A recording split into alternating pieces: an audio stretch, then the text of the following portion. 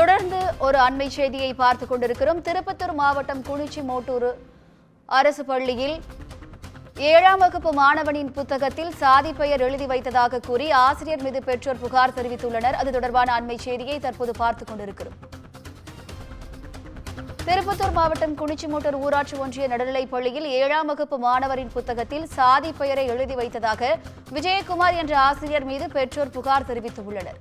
தகவல் அறிந்த பொதுமக்கள் மற்றும் விசிகவினர் பள்ளியை முற்றுகையிட முயற்சித்து வருகின்றனர். இது தொடர்பான கூடுதல் விவரங்களை செய்தியாளர் அரவிந்த் வழங்க கேட்கலாம். வணக்கம் அரவிந்த், கூடுதல் விவரங்கள் என்ன? வணக்கம் பவித்ரா.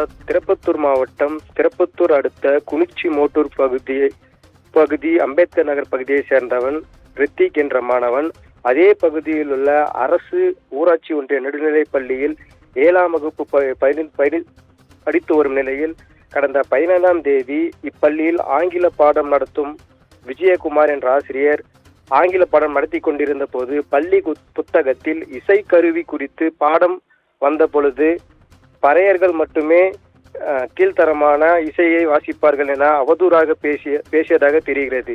இதனால் மனமுடைந்த மாணவன் ரித்திக் இது குறித்து தனது பெற்றோரிடம் கூறியுள்ளார். இதனால் கடந்த 19ஆம் தேதி ரித்திக்கின் பெற்றோர்கள் மற்றும் ஊர் மக்கள் இது குறித்து பள்ளி ஆசிரியர் விஜயகுமாரிடம் கேட்டபோது ஊர் மக்கள் மற்றும் பெற்றோரை விஜயகுமார் ஆசிரியர் அவதூறாக பேசியதாக தெரிகிறது.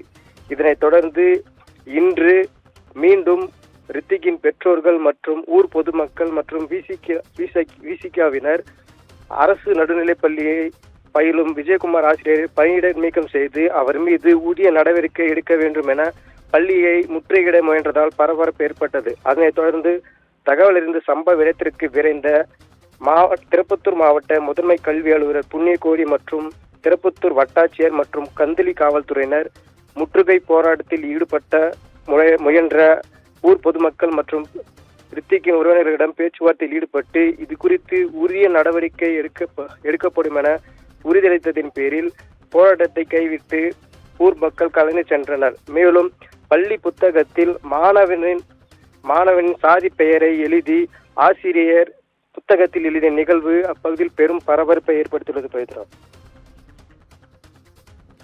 கூடுதல் விவரங்களுக்கு நன்றி அரவிந்தன்.